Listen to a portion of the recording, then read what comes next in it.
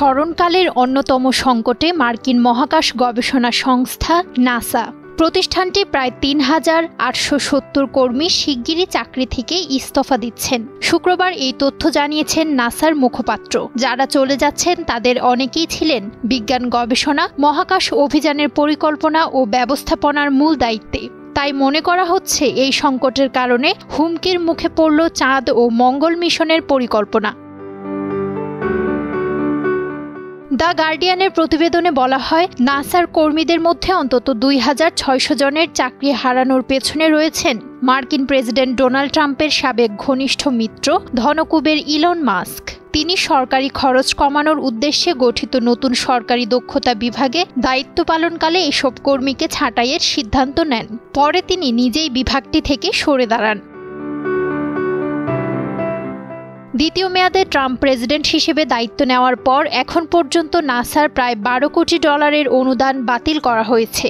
এছাড়াও হোয়াইট হাউসের প্রস্তাবিত ২০২৬ সালের বাজেটে নাসার তহবিল ২৫% কমানোর পরিকল্পনা করা হয়েছে। সুপারিশ রয়েছে ৫,০০০-এরও বেশি জনবল ছাঁটাইয়ের। এই প্রস্তাব বাস্তবায়িত হলে নাসা ১৯৬০-এর দশকের পর প্রথমবারের মতো সবচেয়ে কম বাজেটে পরিচালিত হবে। কর্মী ছাঁটাই নিয়ে উদ্বেগ প্রকাশ করে নাসার প্রায় ৩০০ সাবেক ও বর্তমান কর্মী সম্প্রতি সংস্থার অন্তর্বর্তী প্রধান শন ডাফিকে একটি খোলা চিঠি দিয়েছেন।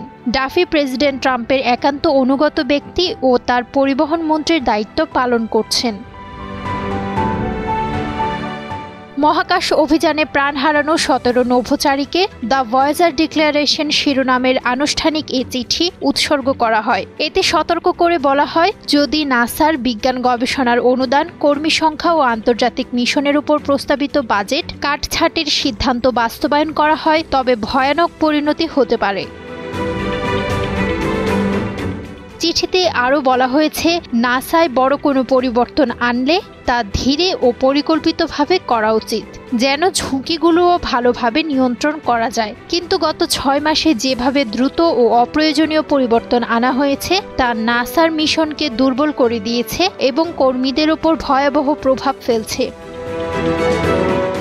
নুসরাত শোভা, সময়ের আলো।